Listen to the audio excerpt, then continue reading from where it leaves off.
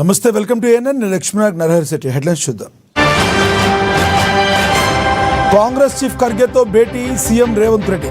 June 2nd వీక్లో cabinet విస్తరణకు అవకాశం. 30 కీలక ఔషధాల రిటైల్ ధరలు తగ్గించిన ఎన్పీపీఏ. ఇకపై ప్రభుత్వం నిర్ణయించిన గరిష్ట ధరలకే మందుల విక్రయం. విశాఖలోని గాజువాకలో రోడ్డు ప్రమాదం. ఆగి ఉన్న లారీని ఢీకొట్టిన ఆర్టీసీ బస్సు, 3 మృతి. ఐపీఎల్ ఫైనల్స్ కు వర్షం అడ్డంకి. ఇవాళ అహ్మదాబాద్ లో గుజరాత్ ఆర్సీబీ ఫైనల్ మ్యాచ్.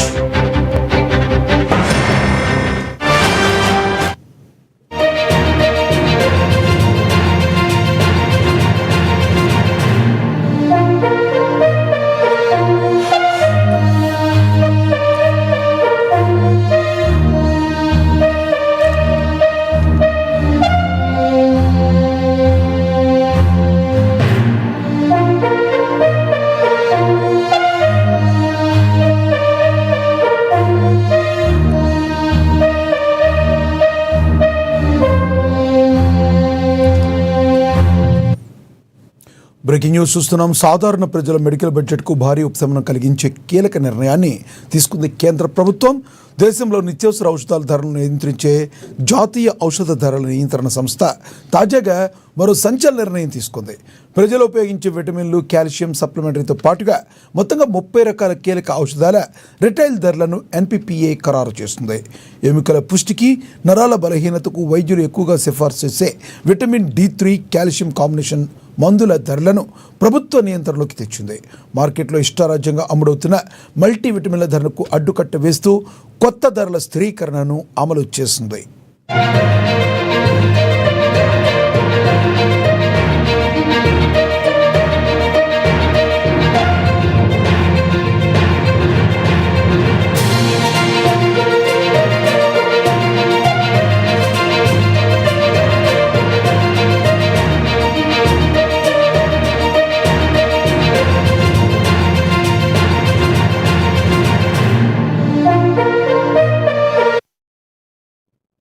సాధారణ ప్రజల మెడికల్ బడ్జెట్కు భారీ ఉపశమనం కలిగించే కీలక నిర్ణయాన్ని తీసుకుంది కేంద్ర ప్రభుత్వం. దేశంలో నిత్యావసర ఔషధాల ధరను నియంత్రించే జాతీయ ఔషధ ధరల నియంత్రణ సంస్థ తాజాగా మరొక సంచలన నిర్ణయం తీసుకుంది. ప్రజలు ఉపయోగించే విటమిన్లు, కాల్షియం సప్లిమెంట్లతో పాటుగా మొత్తంగా 30 రకాల కీలక ఔషధాల రిటైల్ ధరలను ఎన్పీపీఏ ఖరారు చేసింది. ఎముకల పుష్టికి, నరాల బలహీనతకు వైద్యులు ఎక్కువగా సిఫార్సు చేసే విటమిన్ D3 కాల్షియం కాంబినేషన్ మందుల ధరలను ప్రభుత్వ నియంత్రణలోకి తెచ్చింది. మార్కెట్లో ఇష్టారాజ్యంగా అమ్ముడుతున్న మల్టీ విటమిన్ల ధరలకు అడ్డుకట్ట వేస్తూ కొత్త ధరల స్థిరీకరణను అమలు చేస్తుంది.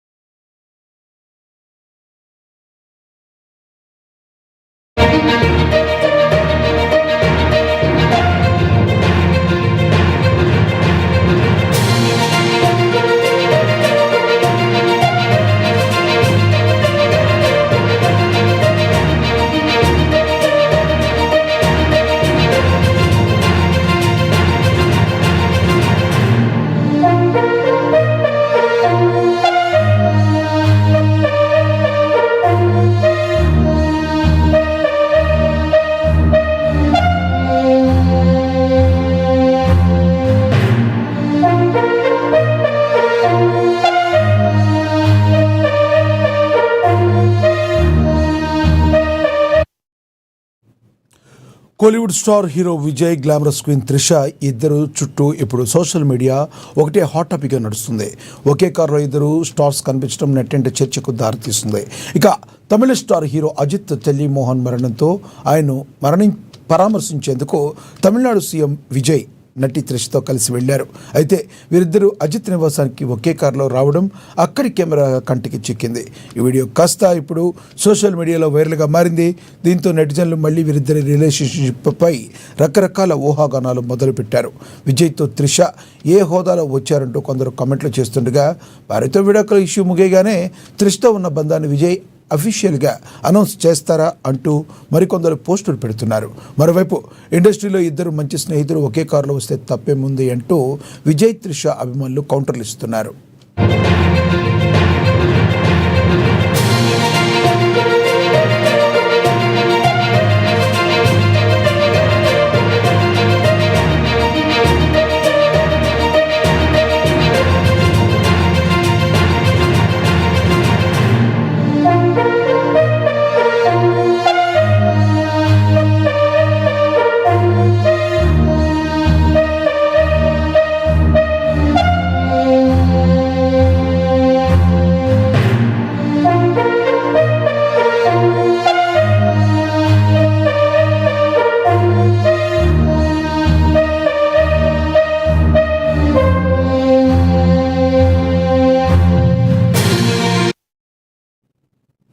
Kollywood star hero Vijay, glamorous queen Trisha, ఈ ఇద్దరి చుట్టూ ఇప్పుడు సోషల్ మీడియాలో ఒకటే హాట్ టాపిక్ నడుస్తుంది. ఒకే కారులో ఇద్దరు స్టార్స్ కనిపించడం నెట్టింట చర్చకు దారితీస్తుంది. తమిళ స్టార్ హీరో అజిత్ తల్లి మోహిని మరణంతో ఆయనను పరామర్శించేందుకు తమిళనాడు సీఎం విజయ్ నటి త్రిషతో కలిసి వెళ్లారు. అయితే వీరిద్దరూ అజిత్ నివాసానికి ఒకే కారులో రావడం అక్కడి కెమెరాల కంటికి చిక్కింది. ఈ వీడియో కాస్త ఇప్పుడు సోషల్ మీడియాలో వైరల్గా మారింది. దీంతో నెటిజన్లు మళ్ళీ వీరిద్దరి రిలేషన్షిప్ పై రకరకాల ఊహాగానాలు మొదలు పెట్టారు. విజయ్తో త్రిష ఏ హోదాలో వచ్చారంటూ కొందరు కామెంట్లు చేస్తుండగా, భార్యతో విడాకుల ఇష్యూ ముగియగానే త్రిషతో ఉన్న బంధాన్ని విజయ్ అఫీషియల్గా అనౌన్స్ చేస్తారా అంటూ మరికొందరు పోస్టులు పెడుతున్నారు. మరోవైపు ఇండస్ట్రీలో ఇద్దరు మంచి స్నేహితులు ఒకే కారులో వస్తే తప్పేముంది అంటూ విజయ్ త్రిష అభిమానులు కౌంటర్లు ఇస్తున్నారు.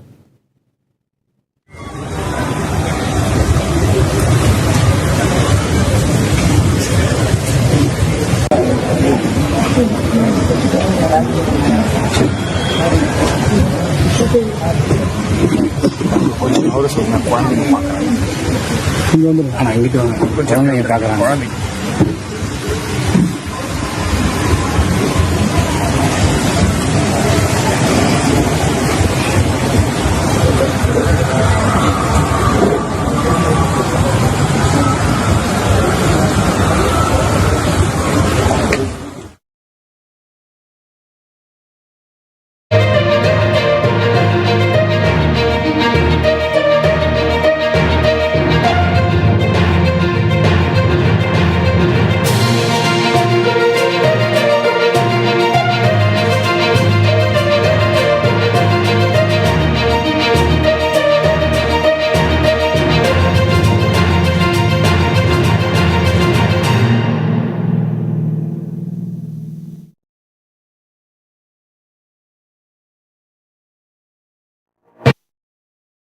తెలంగాణ రాజకీయాల్లో మరోసారి కేబినెట్ విస్తరణ అంశం హాట్ టాపిక్గా మారింది.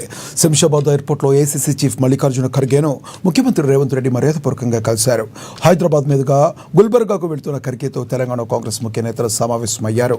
ఈ సందర్భంగా రాష్ట్ర రాజకీయ పరిస్థితులు, 6 గ్యారంటీల అమలు, బడ్జెట్ ప్రతిపాదనలు, పార్టీ ప్రభుత్వ సమన్వయంపై సీఎం రేవంత్ ఖర్గేకు వివరించినట్లుగా సమాచారం. మరోవైపు తెలంగాణ కాంగ్రెస్లో చర్చనీయాంశంగా మారిన కేబినెట్ విస్తరణ, మంత్రుల శాఖల మార్పుల అంశం కూడా ఈ సమావేశంలో ప్రస్తావనకు వచ్చినట్లుగా సమాచారం. జూన్ తొలి వారంలో రాహుల్ గాంధీ, కేసీ వేణుగోపాల్తో చర్చించిన తర్వాత తుది నిర్ణయం తీసుకునే అవకాశం ఉందని సమాచారం. దీంతో మంత్రి పదవులు ఆశిస్తున్న నేతల్లో కొత్త ఆశలు చిగురిస్తున్నాయి. తెలంగాణ కేబినెట్ విస్తరణకు సంబంధించి ఎలాంటి నిర్ణయం వెలువడనుందో రాజకీయ వర్గాల్లో ఎంతో ఆసక్తిగా ఎదురు చూస్తున్నారు.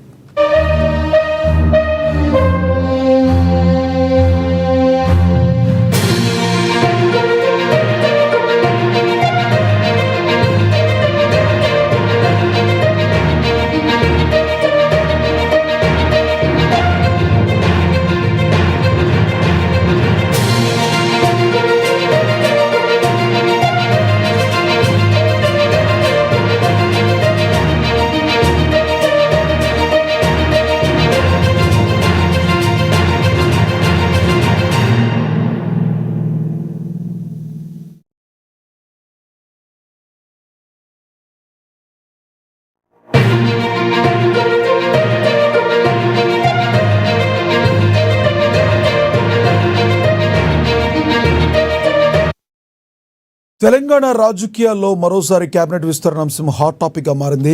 శంషాబాద్ ఎయిర్పోర్ట్లో ఏసీసీ చీఫ్ మల్లికార్జున ఖర్గేను ముఖ్యమంత్రి రేవంత్ రెడ్డి మర్యాదపూర్వకంగా కలిశారు. హైదరాబాద్ మీదుగా గుల్బర్గాకు వెళ్తున్న ఖర్గేతో తెలంగాణ కాంగ్రెస్ ముఖ్య నేతలు సమావేశమయ్యారు. ఈ సందర్భంగా రాష్ట్ర రాజకీయ పరిస్థితులు, 6 గ్యారెంటీల అమలు, బడ్జెట్ ప్రతిపాదనలు, పార్టీ ప్రభుత్వ సమన్వయంపై సీఎం రేవంత్ ఖర్గేకు వివరించినట్లుగా సమాచారం. ఇదే విషయానికి సంబంధించి మరింత సమాచారాన్ని మా ప్రతినిధి హరీష్ అందిస్తారు ఫోన్ ద్వారా. హరీష్, చెప్పండి, ఏకంగా ఎయిర్పోర్ట్లోనే ఖర్గేను కలవడం వెనుక ఆంతర్యం ఏంటి? ఏ విషయాలు మాట్లాడే అవకాశం ఉందంటారు?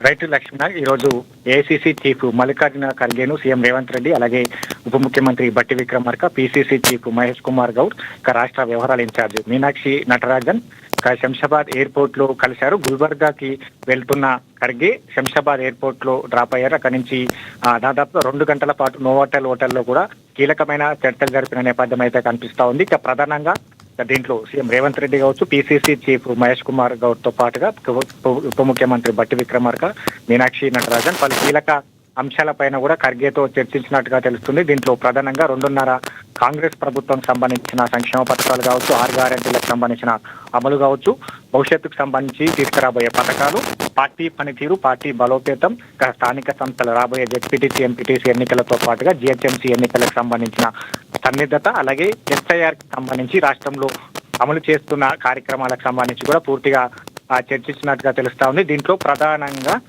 ఏదైతే క్యాబినెట్ ప్రక్షాళన కావచ్చు, క్యాబినెట్ విస్తరణకు సంబంధించి కూడా కీలకంగా చర్చించినట్టుగా సమాచారం అందుతున్న నేపథ్యం అయితే కనిపిస్తా ఉన్నది. ఇంకా ముఖ్యంగా ఇప్పటికే క్యాబినెట్ కి సంబంధించి కూడా విస్తరణ, దాంట్లో 2 ఖాళీలను ఏర్పడ్డ పరిస్థితి కావచ్చు, దాంట్లో పోటాపోటీ నెలకొన్న నేపథ్యం అయితే కనిపిస్తా ఉంది. ఇప్పటికే పలువురు ఎమ్మెల్యేలు అధిష్టాన పెద్దలను కలిసిన నేపథ్యం అయితే కనిపిస్తా ఉంది. ఇక ముందు నుంచి కూడా కొంతమంది ఆశాభావులు మంత్రివర్గంలో చోటు కల్పించాలని కూడా బలంగా కోరుతున్న నేపథ్యం అయితే కనిపిస్తా ఉంది. ఇక జూన్ 1 వారం సంబంధించి ఇదే అంశాలపైన కూడా ఈరోజు ఖర్గేతో చర్చించినట్టుగా తెలుస్తా ఉంది. ఆయన ఖర్గే కూడా దీనికి సానుకూలంగా స్పందించినట్టుగా కూడా సమాచారం ఉన్న నేపథ్యం అయితే ఉన్నది. ఇక ముఖ్యంగా జూన్ 1 వారంలో ఏఐసీసీ కాంగ్రెస్ అగ్రనేత రాహుల్ గాంధీ, అలాగే కేసీ వేణుగోపాల్ తో చర్చలు జరిపిన తర్వాత క్యాబినెట్ విస్తరణకు సంబంధించి కూడా అధిష్టానం డిసైడ్ చేయనున్న నేపథ్యం అయితే కనిపిస్తా ఉంది. ఇక జూన్ చివరి వారం సంబంధించి కూడా తెలంగాణ క్యాబినెట్ విస్తరణ జరిగే అవకాశాలు అయితే హరీష్, ఏదైతే ప్రధానంగా ఇది జరగబోతుందో, క్యాబినెట్ విస్తరణ జరిగితే మంత్రి పదవులు ఆశిస్తున్న నేతలు కొత్త ఆస్తులు చిగురిస్తాయనుకోవచ్చా? రైట్, ప్రధానంగా ఇప్పటికే మంత్రి పదవులకు సంబంధించి కావచ్చు పోటాపోటీ నెలకొన్న నేపథ్యం అయితే కనిపిస్తా ఉంది. పలు దఫాలుగా కూడా ఇది వాయిదా పడుతూ వస్తున్న నేపథ్యం అయితే కనిపిస్తుంది. ఎందుకంటే మొన్నటి వరకు మంత్రివర్గ విస్తరణ ఉంటుందంటూ భావించారు. 5 రాష్ట్రాల ఎన్నికలకు సంబంధించిన జరిగిన నేపథ్యంలో అధిష్టాన పెద్దలంతా కూడా బిజీ షెడ్యూల్ కారణంగా కూడా తెలంగాణ మంత్రివర్గ విస్తరణ వాయిదా పడ్డ నేపథ్యం అయితే కనిపిస్తుంది. ఇప్పుడు క్లియర్ కట్ గా ఏదైతే స్థానిక సంస్థలకు వెళ్లే ముందు మంత్రివర్గ విస్తరణ, అలాగే ఏదైతే కార్యవర్గ కూర్పుకు సంబంధించి మండల కమిటీలు నియమించడం కావచ్చు, గ్రామ కమిటీలు నియమించడం కావచ్చు, వీటన్నిటిని కూడా పూర్తి చేయాలని కూడా అధిష్టానం భావిస్తుంది. కాబట్టి ముందుగా మంత్రివర్గ విస్తరణకు సంబంధించి కావచ్చు, ఇక 2 ఖాళీలో ఒకటి ఎస్టీలకు కేటాయించే అవకాశం అయితే కనిపిస్తా ఉంది. దాంట్లో బాలు నాయక్ అలాగే ప్రభుత్వ ఇప్పుడు రామచంద్ర నాయక్ వంటి వారు కూడా తమ మంత్రివర్గంలో చోటు కల్పించాలని కూడా కోరుతున్న నేపథ్యం అనిపిస్తుంది. ఒక్కోటి సంబంధించి ఒకటి కేటాయిస్తే మాత్రం ఏ సంస్థకి రైట్ హరీష్.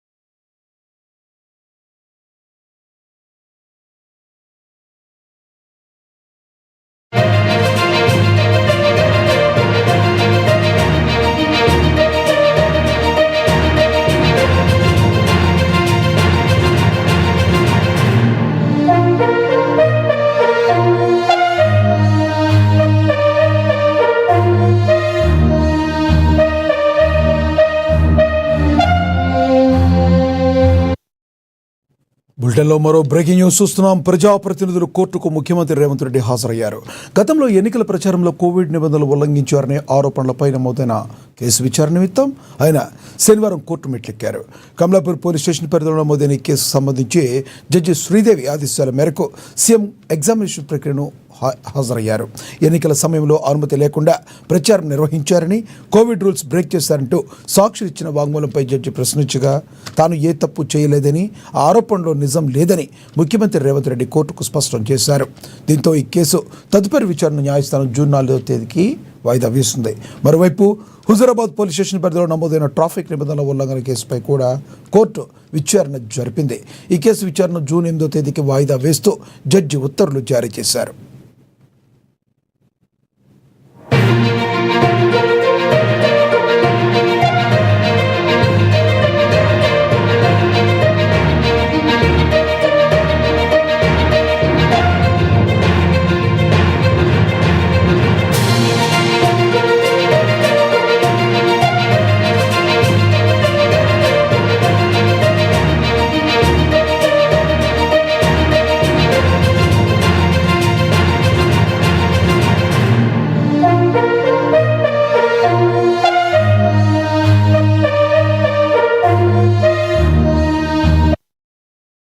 ప్రజాప్రతినిధులు కోర్టుకు ముఖ్యమంత్రి రేవంత్ రెడ్డి హాజరయ్యారు. గతంలో ఎన్నికల ప్రచారంలో కోవిడ్ నిబంధనలు ఉల్లంఘించారనే ఆరోపణలపై నమోదైన కేసు విచారణ నిమిత్తం ఆయన శనివారం కోర్టు మెట్లెక్కారు. కమలాపూర్ పోలీస్ స్టేషన్ పరిధిలో నమోదైన ఈ కేసుకు సంబంధించి జడ్జి శ్రీదేవి ఆదేశాల మేరకు సీఎం ఎగ్జామినేషన్ ప్రక్రియ హాజరయ్యారు. ఎన్నికల సమయంలో అనుమతి లేకుండా ప్రచారం నిర్వహించారని, కోవిడ్ రూల్స్ బ్రేక్ చేశారంటూ సాక్షులు ఇచ్చిన వాంగ్మూలంపై జడ్జి ప్రశ్నించగా తాను ఎలాంటి తప్పు చేయలేదని, ఆరోపణలో నిజం లేదని ముఖ్యమంత్రి రేవంత్ రెడ్డి కోర్టుకు స్పష్టం చేశారు. దీంతో ఈ కేసు తదుపరి విచారణను న్యాయస్థానం జూన్ 4వ తేదీకి వాయిదా వేస్తుంది. మరోవైపు హుజూరాబాద్ పోలీస్ స్టేషన్ పరిధిలో నమోదైన ట్రాఫిక్ నిబంధనల ఉల్లంఘనపై కూడా కోర్టు విచారణ జరిపింది. ఈ కేసు విచారణను జూన్ 8వ తేదీకి వాయిదా వేస్తూ జడ్జి ఉత్తర్వులు జారీ చేశారు.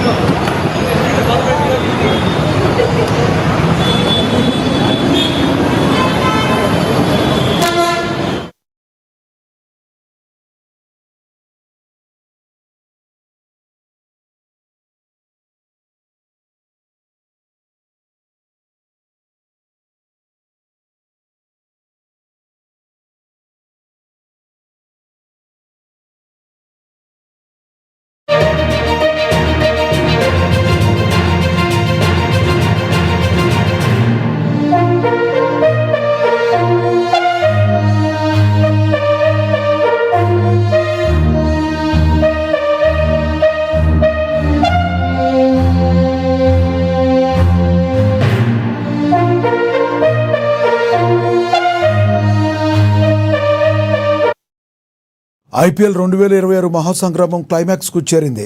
అహ్మదాబాద్లోని నరేంద్ర మోడీ స్టేడియంలో royal Challengers Bengaluru, Gujarat Titans జట్ల మధ్య ఈరోజు ఫైనల్ పోరు జరగనుంది. అయితే గత 2 రోజులుగా దేశంలో పలు ప్రాంతాల్లో వాతావరణం మారిపోవడంతో ఒకవేళ ఫైనల్ మ్యాచ్కు వర్షం పడితే విజేతను ఎలా ప్రకటిస్తారనే ఆసక్తికరమైన చర్చ క్రికెట్ అభిమానుల్లో మొదలైంది.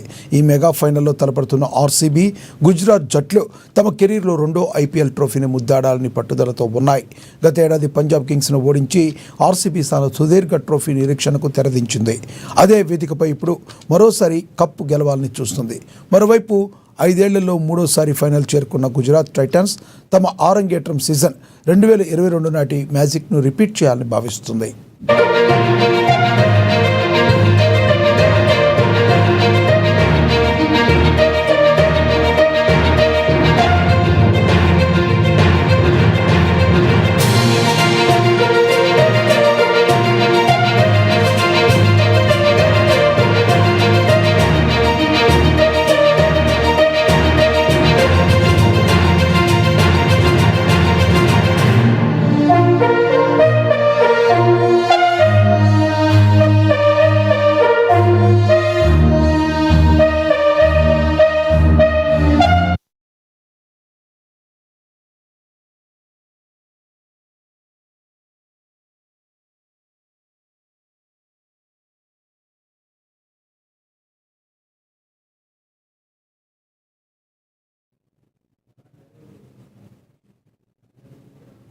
నంద్యాల పట్టణంలో కలకలం రేగింది.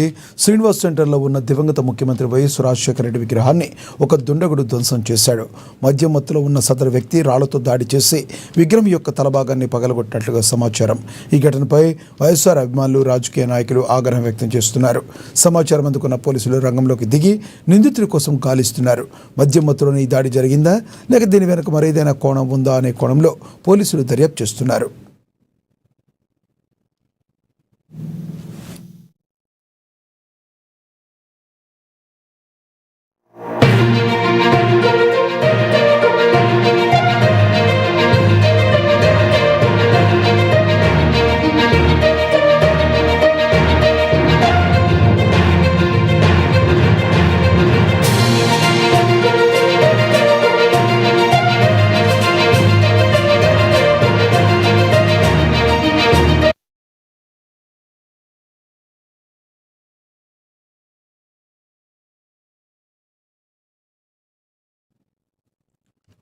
విశాఖలోని గాజువాకలో తెల్లవారుజామున ఆర్టీసీ సూపర్ లగ్జరీ బస్సు ప్రమాదానికి గురైంది. ఆగి ఉన్న టిప్పర్ను ఢీకొట్టడంతో బస్సు డ్రైవర్, 2 మహిళలు మరణించారు. మరో 7 తీవ్రంగా గాయాలయ్యాయి. బస్సు రాజమండ్రి నుంచి పార్వతీపురం వెళుతుండగా ప్రమాదం జరిగింది. ఈ ఘటనలో బస్సు ముందు కుడి భాగం పూర్తిగా నుజ్జునుజ్జుగా మారిపోయింది.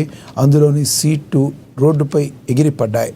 ఘటనా స్థలానికి చేరుకున్న పోలీసులు కేసు నమోదు చేసుకుని దర్యాప్తు చేస్తున్నారు.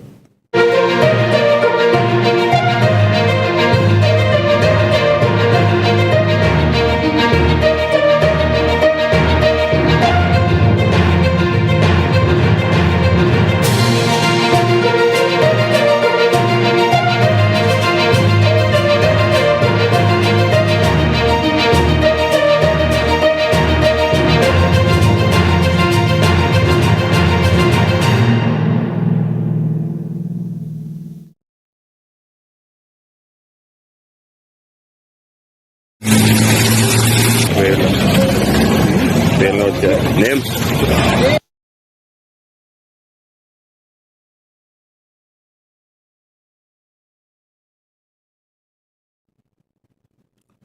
వైద్య శాస్త్రంలోని అత్యంత అరుదైన సవాల్తో కూడిన శస్త్రచికిత్సను విజయవంతం చేసి ఖమ్మం టీఆర్ఆర్ ఆర్థోపెడిక్ ఆసుపత్రి వైద్యులు సరికొత్త రికార్డు సృష్టించారు. రోడ్డు ప్రమాదంలో గాయపడి ఇన్ఫెక్షన్ బారిన పడ్డ పేషెంట్లకు ఇరిజోరో రింగ్ పద్ధతి ద్వారా కాళ్ల ఎముకలను పెంచి 2 కాళ్లు సమానంగా ఉండేలా చేశారు. 130 కిలోల బరువు ఉండి మల్టిపుల్ ఫ్రాక్చర్లతో బాధపడుతున్న సురేష్ అనే రోగికి ఏకంగా 8 సెంటీమీటర్ల లింబు లెంగ్త్ని సాధించి అద్భుత ఫలితాన్ని సాధించారు. ప్రారంభించిన స్వల్ప కాలంలోనే ఎన్నో క్లిష్టమైన కేసులను పరిష్కరిస్తూ ప్రజల నమ్మకాన్ని టీఆర్ఆర్ ఆసుపత్రి నిలబెట్టుకుందని వైద్యులు తెలిపారు.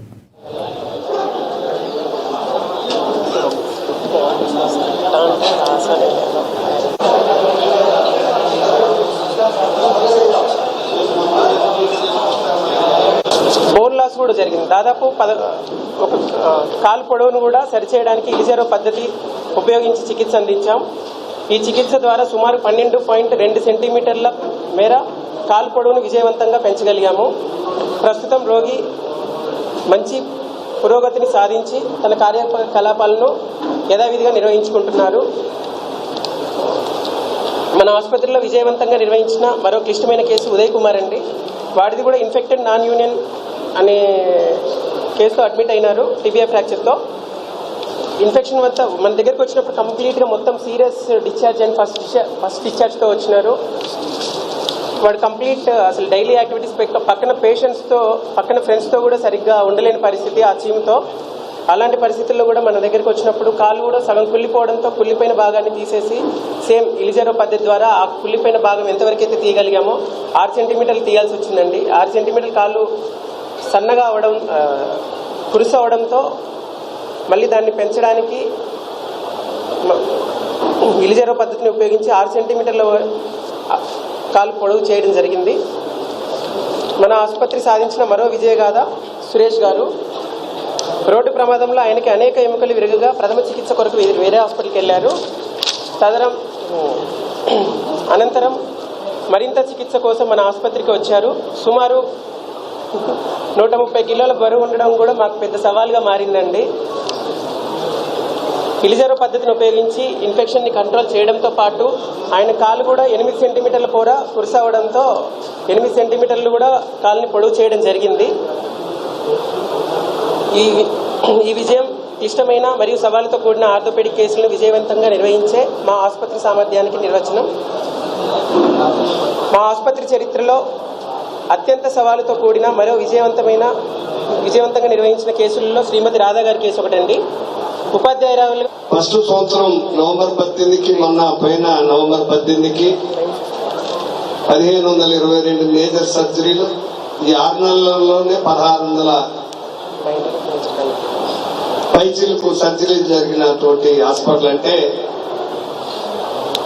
ప్రైవేట్ అండ్ గవర్నమెంట్ టోటల్ ఆరోగ్యశ్రీతో పాటు అన్ని రకాల ఇన్సూరెన్స్లు, ఆరోగ్యశ్రీయే కాకుండా అన్ని ఇన్సూరెన్స్లు, జాబ్ కార్డ్స్ అన్ని తెలంగాణ మొత్తంలో ఏ కార్పొరేట్ హాస్పిటల్లో ఏవైతే చెల్తాయో అదే విధంగా అన్ని ఇన్సూరెన్స్లకి మన హాస్పిటల్లో సదుపాయాలు ఉన్నాయి.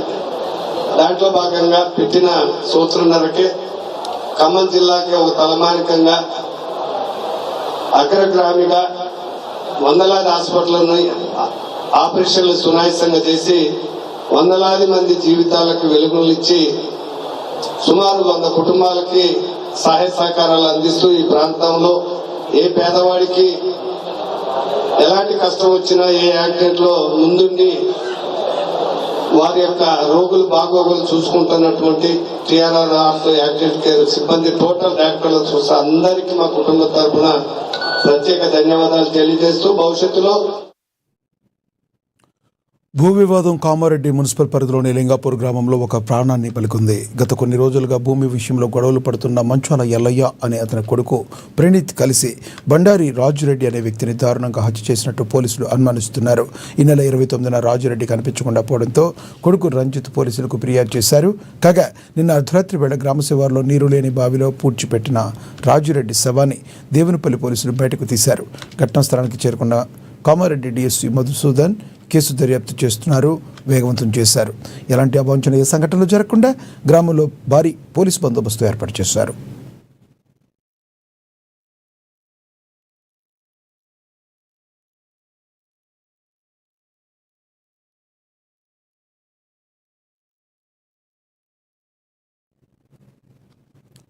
పల్నాడు జిల్లా సత్తెనపల్లి మండలంలో తెల్లవారుజామున రోడ్డు ప్రమాదం జరిగింది. కంచిపూడి రోడ్లోని చేకు రెస్టారెంట్ సమీపంలో ఓ మలుపు వద్ద వేగంగా వచ్చిన డీసీఎం లారీ మరో మినీ లారీని బలంగా ఢీకొట్టింది. ఈ ప్రమాదం జరిగిన సమయంలో మినీ లారీలో దాదాపుగా 15 మంది ప్రయాణికులు ఉన్నట్లుగా సమాచారం. ఈ ఘటనలో 4 ప్రయాణికులకు స్వల్ప గాయాలయ్యాయి. ప్రమాదం జరిగిన వెంటనే స్థానికులు పోలీసులు స్పందించి క్షతగాత్రులను చికిత్స నిమిత్తం సత్తెనపల్లి ఏరియా ఆసుపత్రికి తరలించారు. ఘటనా స్థలానికి చేరుకున్న పోలీసులు కేసు నమోదు చేసుకుని ప్రమాదం ఎలా జరిగింది అనే కోణంలో దర్యాప్తు జరుపుతున్నారు.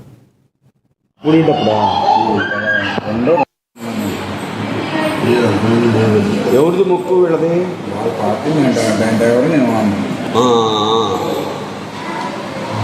మీదే సొంతదా ముక్కు? పార్టీదా? గుడ్. ఇవి బులెటిన్ అప్డేట్స్. Straight tune.